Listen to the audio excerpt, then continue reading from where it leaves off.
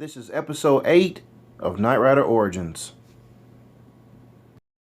What's going on, everybody? This is Quentin Thomas coming at you with another video on Knight Origins. This time I'm going to give you just a quick walk around of what all I've done so far.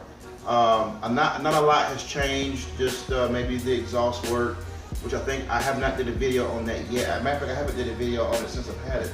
So we're going to do a walk around on the exhaust.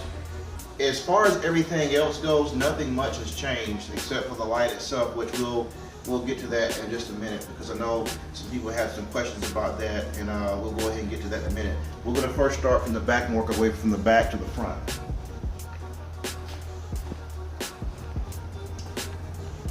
It's kind of raining outside a little bit, but as you can see, what I've done so far on the exhaust is just change out the ballast, and I changed out the float, changed out the exhaust from a single exhaust to a dual exhaust. So now it's quad tips in the back. So eventually I'm going to end up, and these are Floormasters. They're the Series 40 Floormaster, and eventually I'm going to probably end up changing them out to a Corsa. I'm probably going to have the resonators taken off just to kind of see what it sounds like. If it's a little bit louder, a little bit more aggressive, then I'll probably keep the Flowmasters. If not, I'll probably end up changing them to Corsa or Bassani.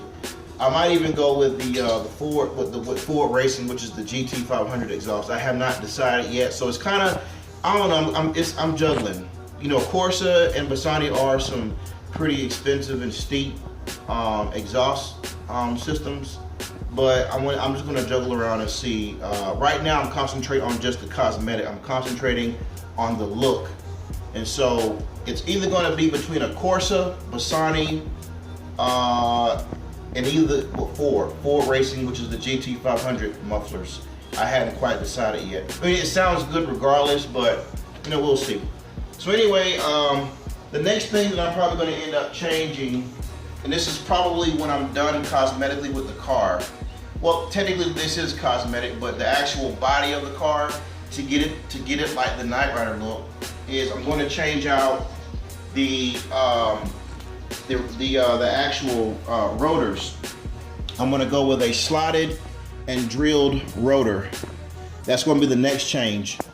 And I'm also going to get the brakes. The brakes itself, the actual brakes, the calipers, I'm going to take those off and paint those as well. I haven't decided if I was going to go with an orange or a red or a black. Probably I'm going to go with a burnt orange look, because the burnt orange is something completely different, and it will allow me, you know, to be different. I don't want to be like anybody else. And so already when I made the conscious decision to do this car, I did it on a 2014 platform, which allowed me to be different anyway. And so that's going to allow me to go ahead and be even more different and stand out even more by, you know, probably painting them like a burnt orange color. I'm thinking about doing it like that, so that's probably what we're going to do. So next thing, the most important thing, is the scanner. We're going to go ahead and get to that in just a minute.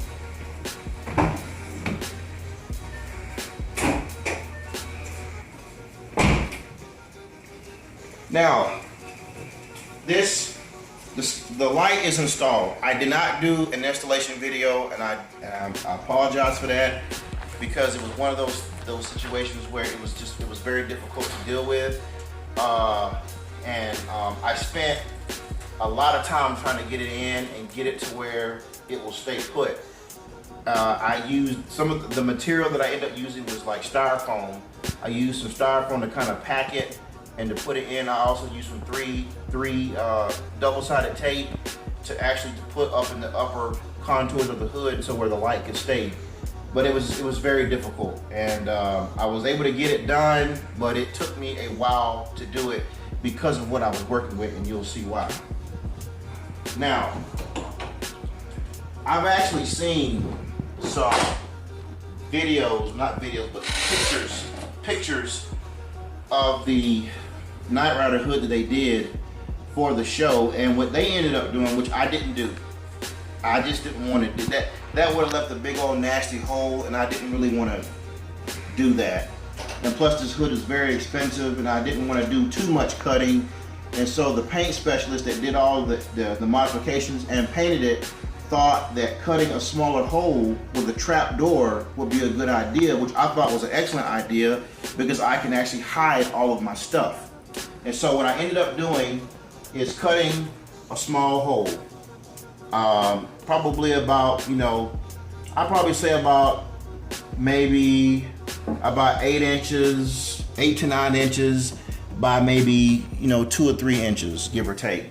And so what it is a trap door, and I can take a screw, open this trap door up. In an event I need to take the light out or make some changes, I can just unscrew this. Just get you like a, because this is plexiglass, and so I drilled a small little hole. He actually cut the plexiglass out, not plexiglass, but he cut the actual fiberglass out for me, and I drilled 6 holes. Only really need one, and I drilled a small hole here, and I used a sheetrock screw so that I can just screw it up in there, and boom, you won't see anything.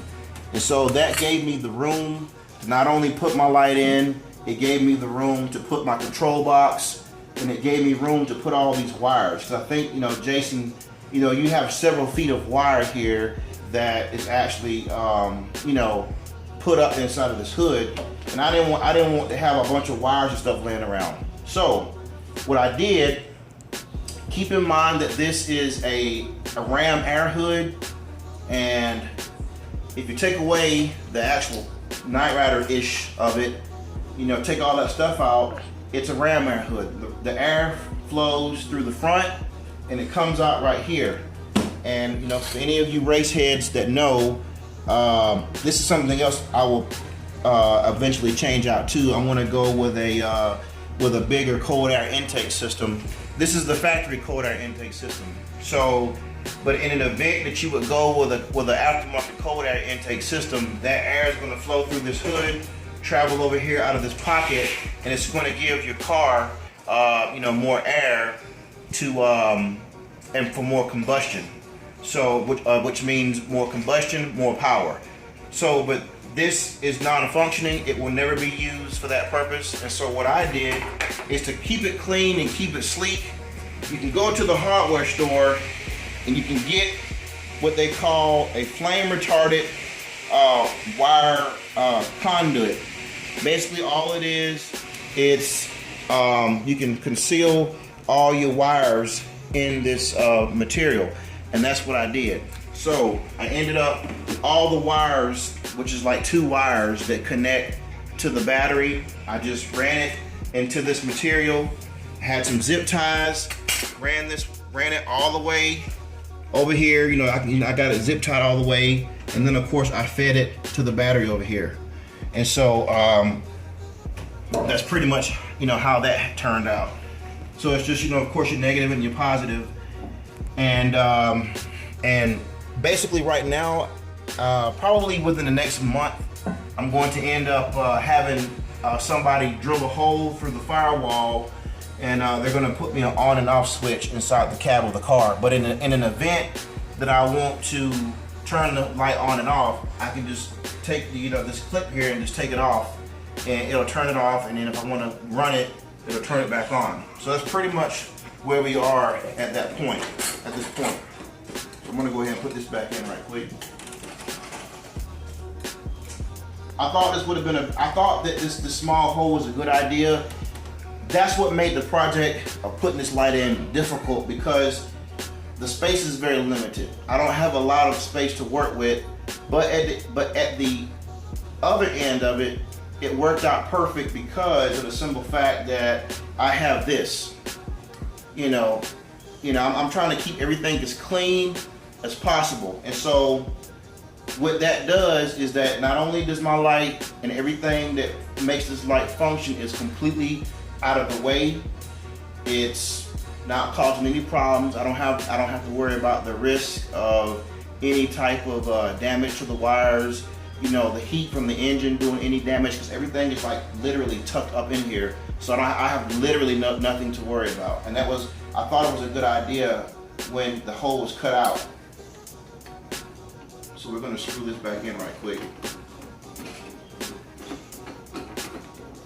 And it's just that simple, ladies and gentlemen. Very simple, nothing to it. It goes right in an event that I need to make some changes. I can just pop that off, take my light and everything out, and it'll work perfectly. So everything is snug, and as you can see, I did use, you probably can't see it, but I used some, you know, some actual styrofoam to kind of help fit everything in and to keep it where it won't move. So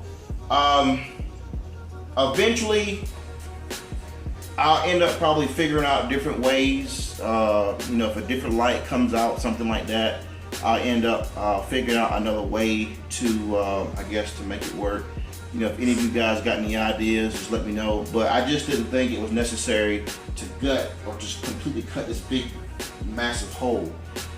You know, the pros and cons. The pro is by having that big hole, you can work. You have more room to work with. The cons is you have this big, massive hole, and of course you're exposing all of your light to heat.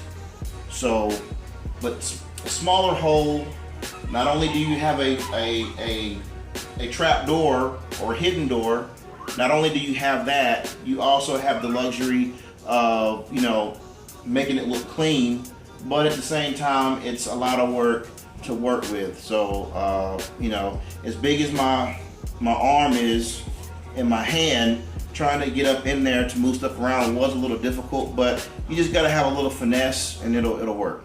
So, but that's pretty much it for our, you know, update. Now the next update that I'm going to end up doing, of course, is going to be the actual stripes, which I do have the stripes. The stripes are going to be put in, and that's going to pretty much complete the whole entire project for the Night Industries 3000. Everything else is pretty much going to be performance-wise. I mentioned I'm going to do the rotors and brakes. I'm probably going to end up doing the cold air intake, putting the tuner on it, you know, give it about maybe 470 horses, 460, 470, something like that.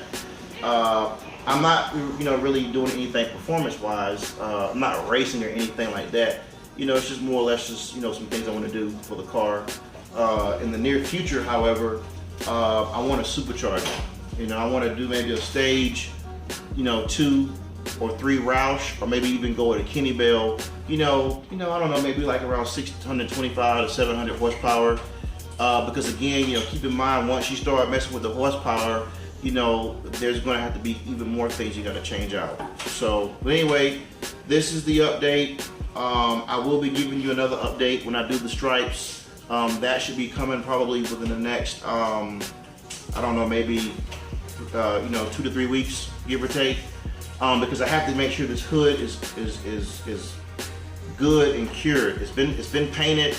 The technician recommended about a month to make sure that the hood was painted properly and make sure that everything was cured and dry before I did any stripe work. So, and that'll be the next step to bring me even closer to replicating, you know, what kit is on the show. So I hope you guys enjoyed the video.